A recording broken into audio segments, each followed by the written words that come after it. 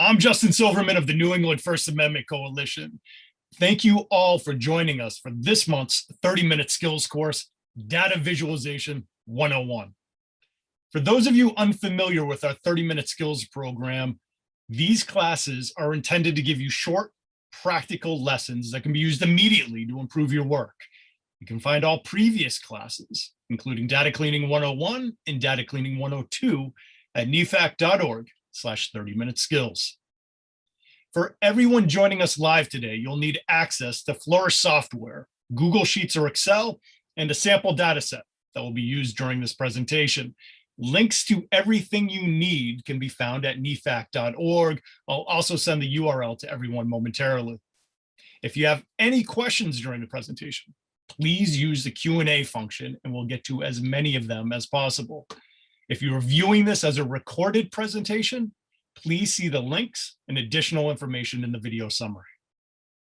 As always, we have a lot to cover in a very short period of time, so let's get started. Your instructor today is Eli Sherman, an investigative reporter at WPRI in Providence. Eli, all yours. Thanks, Justin, and thank you for putting together these sessions, and thank you everyone for joining today for this data visualization session.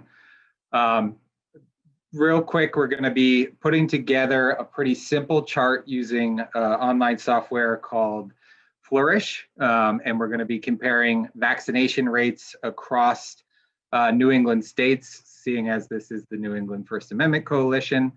But before we get into that, I just want to show you briefly what is possible using this tool. For the last year or so, I have been tracking COVID statistics in Rhode Island each day, and every single one of the graphics that you can see on this screen right now was created using the Flourish tool that we're going to be going through today. It's a very intuitive, simple online software that I think that regardless of where you are in terms of being comfortable with data or data reporting, it's something that you can learn to use and present some really cool information in a way that's digestible to your audience, whatever that might be.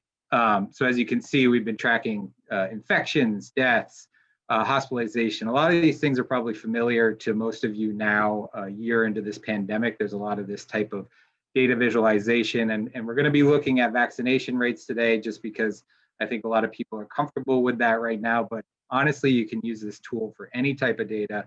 And if you have your own data that you want to play around with today as we go through this, I invite you to do so.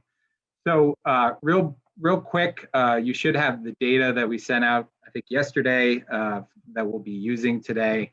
But if not, we're pulling it from this website. This is the CDC's data tracking page for vaccinations. If for whatever reason you don't have the information or you can't find this quickly, you can just put it to Google. It is the first hit at the top. Pop in here, vaccinations on the left-hand side, vaccinations in the US. This is what we're looking at.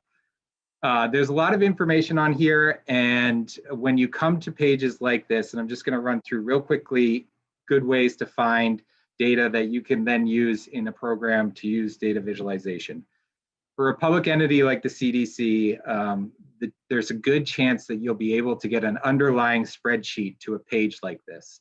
There's a lot of information here. It's presented in a lot of different ways. It is super helpful, but if you're gonna make something original from scratch, starting with a spreadsheet is probably the best way to go. In this case, the spreadsheet that we're looking for is hiding down here. Download data. This data is all very clean, so you can pull this up and pop it out. If you have Google Sheets, this will open in Google Sheets. I'm using Excel, which is a proprietary software, but it is what I use most often. Now, what's great about looking at underlying spreadsheets too from a public page is that oftentimes there's a lot more data that's accessible in these pages than what they might be presenting on the front end. So it's a really good place to find tidbits of information that may not be, immediately accessible. There's a lot going on here. You could go through this for a really long time and find all sorts of different story ideas, I'm sure. But today, what we're going to be looking at is in column J, which is percent of the total population with at least one dose by state of residence. And in column N, which is percent of total population fully vaccinated by state of residence. And you can go back and look at this video, and if you fall behind or whatever, I'm going to freeze this pane on the far left, just so it's easier for me to scroll with. And then I'm going to highlight the columns that we're going to be working with, just because it'll be easier for me when we're going back and forth inputting data. So if you're at this point, or if you're getting to this point and coming along, that's great. Also, when I move in the data into the actual tool that we'll be using, you can also copy it in when we're at that point too, if you're falling behind here. But basically, after you get to a point where you're comfortable with the data, or you know what data you want to present, at this point, you can go over to Flourish, and hopefully you all signed up for an account. It is free. It is a very intuitive tool, as I said at the beginning. And I think my original background is not in data reporting. It's something that I've grown into. And I find it to be a very useful tool in terms of presenting things that, add on to my reporting. So a free account allows you to use all sorts of different charts. There is a pricing model if you want to do, if you want more privacy on what you're working on, or if you need different types of support. But if you're just doing some basic stuff, you can just sign into the free account. I have a lot of charts because I've been using this for a long, long time, but this should be empty if you don't have anything there. The really important thing to get started is up here, and we want to create a new visualization. And this will bring you to a page where there's a template of all different types of charts. So up here you have what you would think as sort of the traditional charts that you might see in data reporting or news stories or whatever. It gets more intricate. You can do even maps. If you're a researcher, there are some basic scatter plots and some other types of plotting that might be useful to you. And then there's all sorts of creative templates that you can have a lot of fun with playing around. Sometimes I will open up this page with a data set and I don't know exactly what I'm going to get into. And I'll try out a couple different templates and find that one of them is actually a really good way to show what it is that I'm trying to show. So I invite you to come in here on your own and just cruise around and see what makes sense to you. Today, we're going to be looking at a column chart grouped because we have two values that we're looking at across New England states. When you click into the template, it gives you, some already inputted data just to give you an idea of what it looks like.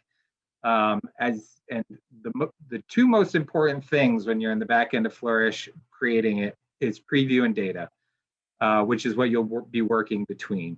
The preview tab shows you just about what your chart will look like on the front end when you're finally done with it and published.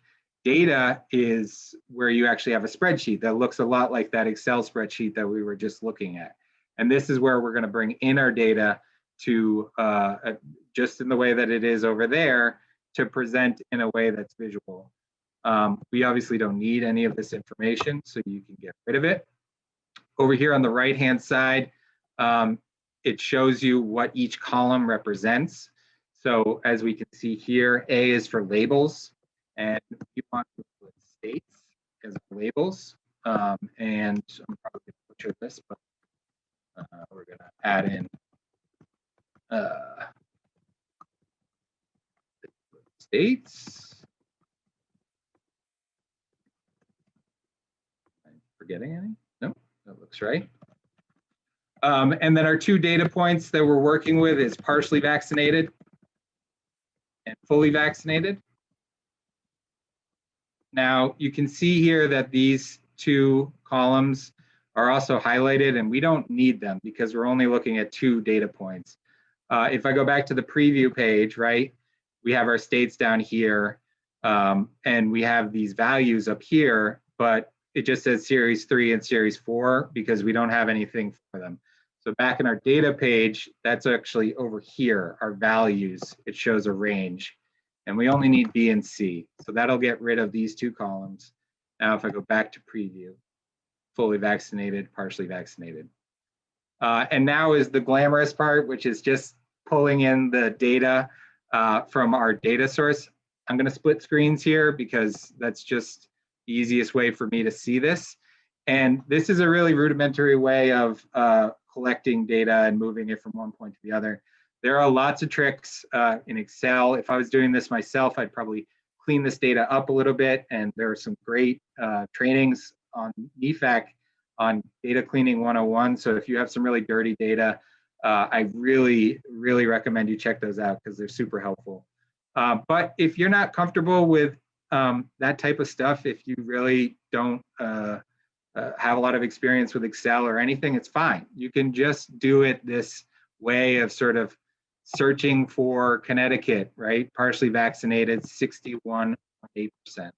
And then we're going to go over to fully vaccinated, 51.6%. And we're going to go down to each of our New England states, and we're going to look that up, 61.4%. You can even copy and paste in if you're worried about transcribing or bringing in the wrong data points. Massachusetts, 64.9%, and 55%. Oh, cell is confused.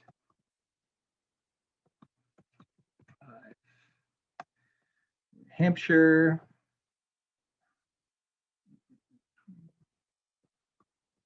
$64.4.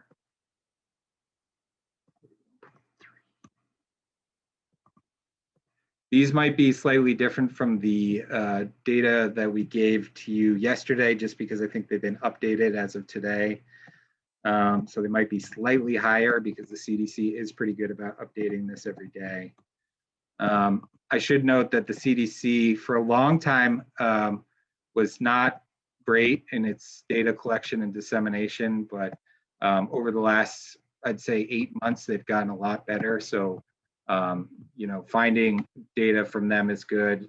If you have a better source locally, health departments, you know, state health departments, whatever it might be, that might be the better route to go. But the CDC has gotten better with its information. Okay, now we have our information in there, and I'm just going to full screen this again. And if you need to copy any of this information in, go ahead and do that. I know that going back and forth between those screens is a little clunky, but on the front end, this is what we're looking like. And right away, you already have a pretty good visualization. There, as you can see, is we have our states down here, and then we have these columns which show us where each one of them is in terms of partially vaccinated and fully vaccinated. I already see some trends lining up here, but to me, this is not a very good looking spreadsheet or a data visualization. So to make it prettier, to make it make more sense to our audience, we want to clean it up a little bit. And everything that you need to know about the visualization side of building a chart in Flourish is on this right-hand side.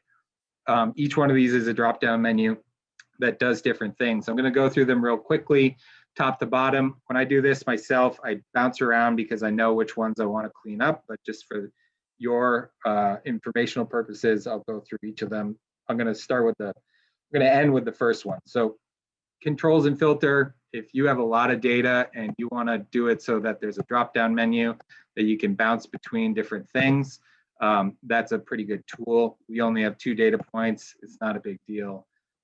Colors, if you don't like the color palette here, you can go in and they have some set things, you know, a little Christmas action here, rainbow. If you want to edit it yourself, you can do that and move colors around to make it any which way that you like. I'm going to stick with the original. And lines, dots, and areas. This does not really matter for a column chart, but if you're working with a scatter plot or a line chart, this allows you to adjust the size of the dots or the lines. Bars, this is a spacing mechanism. If you want to move things closer together or farther apart, you can tweak these things around. Labels, if you want to show the data point on each of the bars, you can turn them on, which is kind of a cool function. I typically stay away from this unless I have just a few data points, just because I think it's a little busy, but to each his own. The x-axis and the y-axis, this is really important parts, right? Because this informs us as to what's going on. If it's not clear, like I think it is in this situation, you could you could add a title to your bottom here. And then it would be abundantly clear that we're talking about New England states here. I don't think that's necessary. I, for one, am not a big fan of the gray. I think it's a little too soft. So a strong black is better for me. And that's what I put there. Also, with this 45-degree angle of how the variables are there, that's really good if you have a ton of data, but we only have a few data points here, and you can flatten them out, and that just looks a lot better. Again, it's a stylistic thing, but there's just a lot of powerful tweaks that you can make on this right-hand side to change your chart. On the y-axis, same deal. If we wanted to make clear that it was a percent, which is fine, but I'm going to show you a better way of making clear that we're talking about percentages here in a minute, so ignore that for now. One thing that I'll talk about, and this is a really important point with data visualization, the chart automatically functions itself or sets itself at this 70% here because our highest value is about 69.6%. Now, you can do a lot of skewing of visualization to make charts look certain ways, and we know that people do that all the time, whether or not they're trying to convince you of one thing or the other. As journalists, we're trying to be as clear and honest as possible with our visualizations, just like we are with our storytelling and our reporting. So this is an okay situation. I don't think it's skewing anything that badly, but I might change the max to 100 because we are talking out of 100%, and that readjusts it so that this goes between 0 and 100.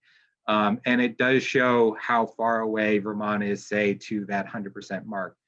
In reality, we know probably nobody's going to get to that 100% mark, but it does give your audience a clear picture into what we're talking about here. Again, I'm going to change the color because I prefer it that way. Then plot background real quickly. You can throw an image at the back there if you want, upload it, stretch it, or whatever. I think it looks bad, but you're welcome to check it out. Number and data formatting. Now, this is another really important one because this is where we can change our value, what it represents. Say we were talking about dollars, we could change the prefix to a $sign, and all of a sudden everything is dollars. In this case, we are talking about percentages, so we're going to just change the suffix to a percentage sign, and boom. Now everything is abundantly clear that we're talking about a percentage of some group. Now, there's all sorts of other things you can do in here. You can change the formatting if that's what you're looking for or whatever. Legend, that is this part up here, and you can turn that off if you think it's not relevant. I think it is in this case, so we're going to leave it there, and you can do other things like give it a title so that people are abundantly clear we're talking about total population. And there you can change height and all that. Pop outs. This is when you run your cursor over the top and things pop out, which is a cool aspect of this, I think. But if you don't like it, you can disable it, and then boom, you have a static image that doesn't pop out. Annotations, another powerful tool that you could set something, say that everyone was aiming for a threshold of 70%. You could create one by putting in some easy commands, and there's information on how to input this information, and boom, we've added an annotation to the y-axis that shows how far away each state is from 70%. Depending on what we're trying to show to our audience, that might be a good tool. Animations, don't worry about this, is just loading onto a page. Layout, this is a good way to change the font. I'm not a big fan of the Sans Pro, the Source Sans Pro. They don't have a lot of options, but you can go in and figure out which one works best for you. I laugh because font is a funny thing that in data journalists that people talk about a lot. And then there's spacing and different margins that you can change. Header, this is obviously an important one, right? We want to tell people what they're looking at. So New England COVID-19 vaccination rates, and we might want to put it in the middle, and we can put in a subhead that says, based on state of residence, and then data as of 5/25/2021, right? We're showing a snapshot. This is not, we want to make clear to someone who is looking at this in a couple weeks that this was the data as of today. So again, really easy way to present and be clear with your audience what we're looking at. You can add in all sorts of different text and tweaks to header or whatever. Footer, now this is one I would, can't stress enough footer, right? We have to cite, we have to cite where our information is coming from. One, because we want to give credit to people who have done the work of gathering and disseminating this information. Two, because if there's something wrong with this, we want to be able to point to the place that we got it and say, listen, I'm presenting the information as it was given to me from this official source. So you're A, giving credit to where credit is due, and B, you're also covering yourself a little bit. You can add in the source URL, so that's a clickable link if you want. And if you want to make clear that you were the person that did the hard work of creating this chart, you can add in that information. Now, at this point, I just want to bounce back to our source because it's really important whenever you see a data set. All good data sets have footnotes. And this is where you learn little quirks about the information that you're seeing. We don't have a ton of time, so I'll leave you to go look through this by yourself, but say there's a piece of information in there that you think is really important to present to your audience. You can just bring it in, copy and paste, and put it in. And then now you're being clear and honest about the information that you're presenting. And then finally, you can add a logo if you want, and accessibility is about screen reader mode, which you don't need to worry about too much. And then finally, the chart type. This, if you don't like the way that this looks, you can change it to other things. Now, I can tell you just looking at this data that it probably won't make sense in a lot of other formats, but say you wanted a bar chart instead of a column chart, and that way you could flip it around and do it this way if you like the look of a list better than a column.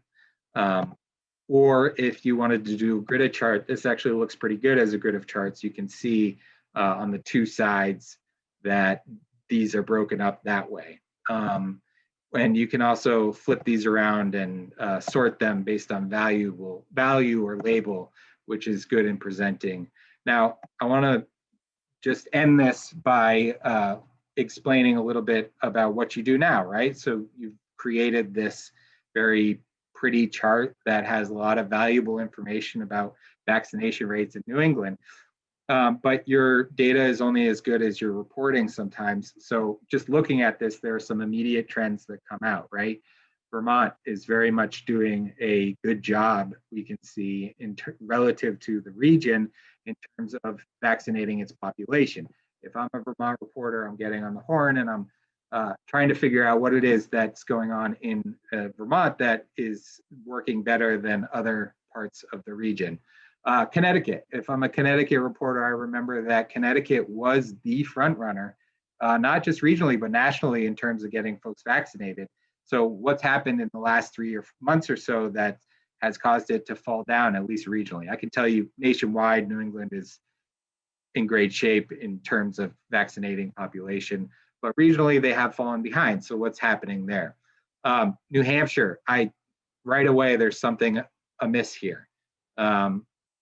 This partially vaccinated is 64%, fully vaccinated 41%. That's a 20 percentage point gap. And there needs to be some explanation there, because unless they just came out with new eligibility and there are a ton of people who have just got their first shots, it's a little curious as to why there would be such a big gap there.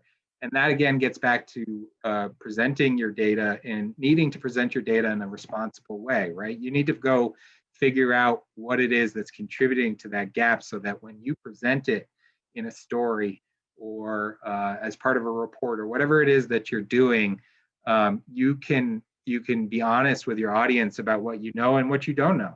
If they say, if you reach out to the health department and they say, you know what, Eli, we're not really sure what's contributing to that gap. We need to figure that out. Well, then, okay, then you have your story, and you can write around this chart explaining health officials could not explain why there was this gap between partially and fully vaccinated. So just in closing, because I want to leave a little bit of time for questions. Data visualization is really, really a powerful tool, and it can be easy, and it can be integrated into your workflow. But it comes with the same responsibility as reporting does. If you're a journalist, you really have to be as honest as possible about what you know and what you don't know, and what you are presenting to an audience. Because I can tell you from experience that if you don't do your due diligence in trying to figure out exactly what's behind the numbers that you're presenting, people will call you out. And if you do that grunt work of figuring out this next step, then I can tell you that people will be awfully appreciative of it. So finally, when you want to put this into your content system, you just need to name it, New England vaccination rates, and export and publish, which is this button. You hit this button and publish it. Now this goes out public. Once you do that, it is public information. And there's an embed code here that you can put into an HTML code in your CMS. If you're not sure about how to do that, talk to your team and they will let you know. If you just want a static image, you can also do that and download it as a PNG or a JPEG. So that is all that I have on that. And so thank you again for joining me for this data visualization course. And I'm just gonna stop sharing for the moment, or maybe we'll go to the chat and see what questions we have. Looks like we have one question queued up right here. The question is, do you know whether Flourish graphics can accommodate screen readers and other assistive technology? I believe that they did, and I will be perfectly honest with you that I haven't looked into this too much because they just added it. But on this right-hand column here where you do all this visualization, it's actually the last thing, accessibility. And there is a screen reader mode for main visual container. And I won't pretend that I understand exactly what that does because I'm unfamiliar with it, but I believe what you're looking for may be answered here.